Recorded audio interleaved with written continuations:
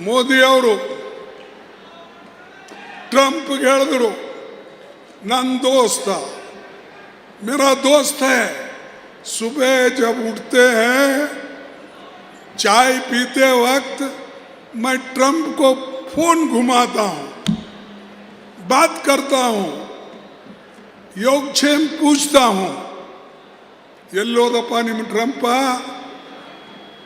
ಇವತ್ತು ನಮಗೆ ರಷ್ಯಾದಿಂದ ಎಣ್ಣೆ ತರಬೇಕಾಗಿ ತರ್ತಿದ್ದೇವೆ ಅವ ಹೇಳ್ದ ರಷ್ಯಾಲಿಂದ ನೀವು ಎಣ್ಣೆ ಖರೀದಿ ಮಾಡಬಾರ್ದು ಒಂದು ವೇಳೆ ಮಾರ್ದ ಎಣ್ಣೆಯನ್ನು ಅಲ್ಲಿಂದ ತಗೊಂಡ್ರೆ ನಿಮ್ಮ ಮೇಲೆ ನಾನು ಟ್ಯಾಕ್ಸ್ ಹಾಕ್ತೀನಿ 50% ಟ್ಯಾಕ್ಸ್ 100% ಟ್ಯಾಕ್ಸ್ 25% ಟ್ಯಾಕ್ಸ್ ಯಾರು ಮಾಡಿದ್ದು ಇದು ಮೋದಿ ದೋಸ್ತ್ ಮುಂಜಾನೆ ಕಾಫಿ ಕುಡಿಯಾಗ ಟೀ ಕುಡಿಯಾಗ ಮಾತಾಡ್ತಿದ್ರಂತೆ ಏನು ಮಾತಾಡ್ತಿದ್ರು ಇದೇ ಮಾತಾಡಿದ್ರ ಟ್ಯಾಕ್ಸ್ ನಿಮ್ಮ ಇಂಡಿಯಾಕ್ಕೆ ಎಷ್ಟು ಟ್ಯಾಕ್ಸ್ ಹಾಕಲಿ ಅಂತ ಮಾತಾಡ್ತಿದ್ರ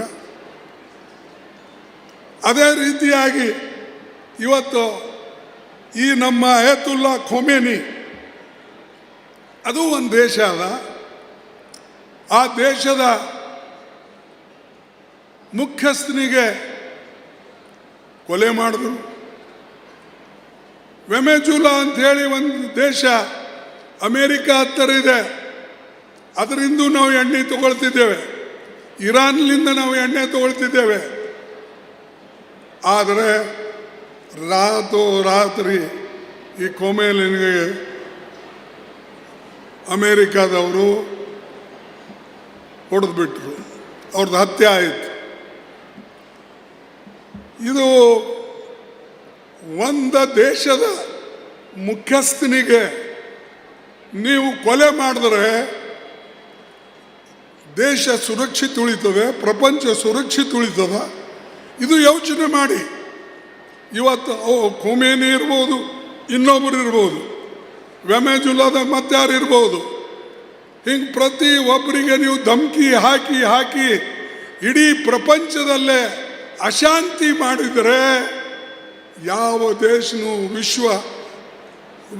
ಇಡೀ ವಿಶ್ವದಲ್ಲಿ ಶಾಂತಿ ಇರೋದಿಲ್ಲ ವಿಶ್ವದಲ್ಲಿ ಶಾಂತಿ ಬೇಕು ಅಂದರೆ ಮಹಾತ್ಮ ಗಾಂಧೀಜಿಯವರ ತತ್ವದ ಮೇಲೆ ನಾವು ನಡಿಬೇಕು ಮತ್ತು ಅಮೇರಿಕಾಗೆ ಇಂಥ ಘಮಂಡ್ ಬಂದಿದೆ ನಾನು ಹೇಳ್ತೇನೆ ನಿಮಗೆ ಅಂತಾರಾಷ್ಟ್ರೀಯ ಕಾನೂನುಗಳೇನಿವೆ ಅದರ ಉಲ್ಲಂಘನೆಯೂ ಮಾಡ್ತಾ ಇದ್ದಾರೆ ಮತ್ತು ನಮಗೆ ಜಬರ್ದಸ್ತಿಯಿಂದ ಅಗ್ರಿಮೆಂಟ್ ಮಾಡಿಸ್ಕೊಳ್ಳೋದು ನಮ್ಮಲ್ಲಿ ತೊಗರಿ ಬೆಳೆ ಇದೆ ಹೆಸರಿದೆ ಉದ್ದಿದೆ ಸೋಯಾಬೀನ್ ಇದೆ ಮೆಕ್ಕೆಜೋಳ ಇದೆ ನಮ್ಮ ಅರಳಿ ಕಪಾಸ್ ಇದು ಎಲ್ಲ ನಾವು ಉತ್ಪನ್ನ ಮಾಡ್ತೇವೆ ಟ್ರಂಪ್ ನಮ್ಮ ಕೈಯಿಂದ ನಮ್ಮವರಿಗೆ ಹೇಳಿ ನೋಡಿ ನಾನು ಇವೆಲ್ಲ ಅಮೇರಿಕಾಯಿಂದ ನಿಮಗೆ ಕಳಿಸ್ತೇನೆ ಮತ್ತು ಅದರ ಬೆಲೆ ಅದ್ರ ಮೇಲೆ ಟ್ಯಾಕ್ಸ್ ಇಲ್ಲ ಇಂಡಿಯಾ ಗೌರ್ಮೆಂಟು ಟ್ಯಾಕ್ಸ್ ಹಾಕಂಗಿಲ್ಲ ಆದ್ರೆ ನಾವು ಕಳಿಸ್ತಕ್ಕಂಥ ಸಾಮಾನು ಮೇಲೆ ಅವರು ಟ್ಯಾಕ್ಸ್ ಹಾಕ್ಬೋದು ಅಮೇರಿಕಾದಲ್ಲಿ ಈಗ ನನ್ನ ತೊಗರಿ ಯಾರು ತಗೊಳ್ತಾರೆ ನನ್ನ ಹೆಸರು ಯಾರು ತಗೊಳ್ತಾರೆ ನನ್ನ ಉದ್ದೆ ಯಾರು ತಗೊಳ್ತಾರೆ ನಮ್ಮ ಜೋಳ ಅಂತೂ ಹೋಗೋದಿಲ್ಲ ಬಿಡಿ ನನ್ನ ಅಕ್ಕಿ ಯಾರು ತಗೊಳ್ತಾರೆ ನನ್ನ ಹತ್ತಿ ಯಾರು ತಗೊಳ್ತಾರೆ ಯಾಕಂದ್ರೆ ಇದ್ರ ಬೆಲೆ ನಮ್ಮಲ್ಲಿ ಮೊದಲೇ ಬೆಲೆ ಏರಿಕೆದೆ ನಾವು ಹೊರಗಡೆ ಕಳಿಸಂಗಿಲ್ಲ ಕಳಿಸಿದ್ರೆ ಅದ್ರ ಮೇಲೆ ಟ್ಯಾಕ್ಸ್ ಅವರು ಅಲ್ಲಿಂದ ಅವ್ರ ಬಳಿ 10 ಎಕರೆ 20 ಎಕರೆ 100 ಎಕರೆ ಇಲ್ಲ ಅವ್ರ ಹತ್ರ ಸಾವಿರಾರು ಎಕರೆ ಒಬ್ಬನೇ ಮಷೀನ್ ಹಚ್ಚಿ ಟ್ರ್ಯಾಕ್ಟರ್ ಹಚ್ಚಿ ದೊಡ್ಡ ದೊಡ್ಡ ಮಷೀನ್ ಹಚ್ಚಿ ಉಳ್ತಾನೆ ಜಮೀನು ಅವನಿಗೆ ಅದನ್ನು ಪಡ್ತಾಳು ಬೀಳ್ತದೆ ನಮ್ಮ ದೇಶದಲ್ಲಿ 65% ರೈತರು ಕೃಷಿ ಮೇಲೆ ಅವಲಂಬಿತರಾಗಿದ್ದಾರೆ ಅಮೇರಿಕಾದಲ್ಲಿ 3%. ಎಷ್ಟು? 3%. 3% ಕೃಷಿಕರು ಮಾತ್ರ ಅಲ್ಲಿದ್ದಾರೆ. ನಮ್ಮಲ್ಲಿ ನಾವು ಡಿಪೆಂಡ್ ಇರೋದು ರೈತರು 65%. ಅವ್ರ ಗತಿ ಏನ್ರಿ? ಇಂಥವ್ರು ಸರಿ, ನೀವು ದೋಸ್ತಿ ಮಾಡಿಕೊಂಡು ಇಂಥವ್ರ ಜೊತೆಯಲ್ಲಿ ಕೂಡಿ ನಮ್ಮ ದೇಶವನ್ನು ಹಾಳು ಮಾಡ್ತಾ ಇದ್ದೀರಿ. ನಮ್ಮ ದೇಶವನ್ನು ಗುಲಾಮಗಿರಿಯಲ್ಲಿ ಒಯ್ದಿಡ್ತಾ ಇದ್ದೀರಿ. ನಮ್ಮ ದೇಶವನ್ನು ಗಿರ್ವಿ ಇಟ್ಟಿದ್ರಿ. ಇವತ್ತು ಅಮೇರಿಕ ಹೇಳಿದ್ದೇ ಕೇಳೋದು. ಬೈಟೋ ಅಂದ್ರೆ ಬೈಟೋ, ಊಟೋ ಅಂದ್ರೆ ಊಟೋ.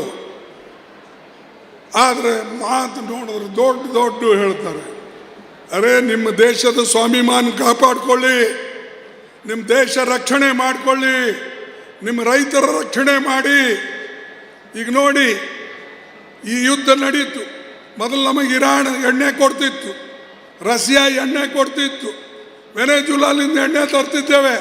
ಎಲ್ಲೆಲ್ಲಿ ಸಸ್ತಾ ಇದೆ, ಚೀಪ್ ಇದೆ, ಅಲ್ಲಿಂದ ತಂದು ನಮ್ಮ ದೇಶದಲ್ಲಿ ಪೆಟ್ರೋಲು, ಡೀಸೆಲ್ಲು ಇವೆಲ್ಲ ತಯಾರು ಮಾಡ್ಕೋತಿದ್ದೇವೆ. ಇವತ್ತು ಮೋದಿ ಏನು ಹೇಳ್ತಾನೋ ಅಲ್ಲೇ ಖರೀದಿ ಮಾಡಬೇಕು.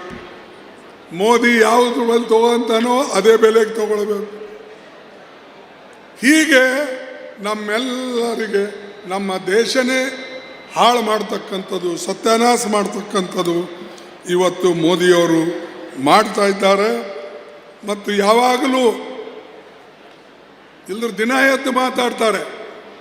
ಮನ್ ಕಿ ಬಾತ್, ಉಸ್ಕಿ ಬಾತ್, ಇಸ್ಕಿ ಬಾತ್ ಭಾಳ ಮಾತಾಡ್ತಾರೆ. ಈಗ ಯಾಕೆ ಮಾತಾಡೋದಿಲ್ಲಪ್ಪ? ಅಮೇರಿಕ ನಮ್ಮ ಮೇಲೆ ಇಷ್ಟು ಅನ್ಯಾಯ ಮಾಡ್ತಾ ಇದೆ. ಮಾತಾಡುವು. ಬೇರೆ ಊರಿಗೆ ಹೋಗ್ತಾ ಎಣ್ಣೆ ತರಬೇಡ ಅಂತ ಹೇಳ್ತಾರೆ, ಪೆಟ್ರೋಲ್ ತರಬೇಡ ಅಂತ ಹೇಳ್ತಾರೆ, ಆಯಿಲ್ ತರಬೇಡ ಅಂತ ಹೇಳ್ತಾರೆ. ಇಲ್ಲ, ನಾವು ಮಾಡಲ್ಲ, ನಮ್ಮ ನಿರ್ಣಯ ನಾವು ತಗೊಳ್ತೇವೆ. ಈಗ 30 ದಿವಸಿನ ಸವಲತ್ತು ಕೊಟ್ಟಿದ್ದಾನೆ. ಎಣ್ಣೆ ಖರೀದಿ ಮಾಡೋಕ್ಕೆ 30 ಡೇಸ್ ಸವಲತ್ತು ಕೊಟ್ಟಾನ. ಯಾರು? America Trump. ಅವ ಒಬ್ಬ ಡಿಕ್ಟೇಟರ್, ಇವ ಒಬ್ರು ಮೋದಿ ಅವ್ರ ಗುಲಾಮ್.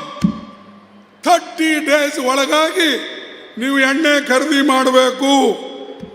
ಅದರ ಮೇಲೆ ಮತ್ತೆ ನಾನು ಪರ್ಮಿಷನ್ ಕೊಟ್ಟರು ತಗೊಳ್ಬೇಕು, ಇಲ್ಲದ್ರೆ ಇಲ್ಲ. ನೀವು ಇದನ್ನು ಒಪ್ತೀರಾ? ಬ್ರಿಟಿಷರಿಗೆ ಕಾಂಗ್ರೆಸ್ ಪಾರ್ಟಿಯವರು ಒತ್ತೋಡಿಸಿದ್ರು, ಸ್ವಾತಂತ್ರ್ಯ ತಗೊಂಡ್ರು, ಗಾಂಧೀಜಿ ಅವ್ರ ಜೀವ ಕೊಟ್ಟರು, ಗುಂಡೇಟು ತಿಂದರು. ಅಂಥ ಕಾಂಗ್ರೆಸ್ ಪಾರ್ಟಿಗೆ ಬೈದು ಅಧಿಕಾರದಲ್ಲಿ ಬಂದ್ರಿ. ಈ ದೇಶ ಗುಲಾಮಗಿರಿಯಲ್ಲಿ ಒಯ್ಯಕ್ಕೆ ಬಂದ್ರ? ನಾನು ಕೇಳ್ತೇನೆ, ಕೆಲವು ಜನ ಬರೇ ಧರ್ಮದ ಹೆಸರು ಮೇಲೆ ದೇಶ ಕಟ್ಟಕ್ಕಾಗೋದಿಲ್ಲ. ಈ ದೇಶ ನಾವೆಲ್ಲರೂ ಸೇರಿ ಕಟ್ಟಬೇಕಾಗ್ತದೆ. ಕುಲ, ಮತ, ಭೇದ, ಜಾತಿ ಬಿಟ್ಟು ಮೊದಲು ದೇಶ ಉಳಿಸ್ಬೇಕು, ಆಮೇಲೆ ಮತ್ತೊಂದು ಕೆಲಸ ಮಾಡಬೇಕು. ಅದನ್ನು ಬಿಟ್ಟು ಮೋದಿ ಅಧಿಕಾರಕ್ಕೋಸ್ಕರ ಮುಂಜಾನೆ ಹಿಡಿದು ಸಂಜೆ ತನಕ ಎಲೆಕ್ಷನ್ ಭಾಷಣ. ಇವತ್ತು ಎಲ್ಲರ, ಇವತ್ತು ಅಸ್ಸಾಂನಾಗರ, ಇವತ್ತು ಎಲ್ಲರ, ಇವತ್ತು ವೆಸ್ಟ್ ಬೆಂಗಾಲ್ದಾಗರ, ಇವತ್ತು ಎಲ್ಲರ ತಮಿಳ್ನಾಡ್ದಾಗ. ಮಾರಾಯ, ನೀನು ಸರ್ಕಾರ ಮಾಡು ಅಂಥೇಳಿ ಅಧಿಕಾರ ಕೊಟ್ಟಿದ್ದು.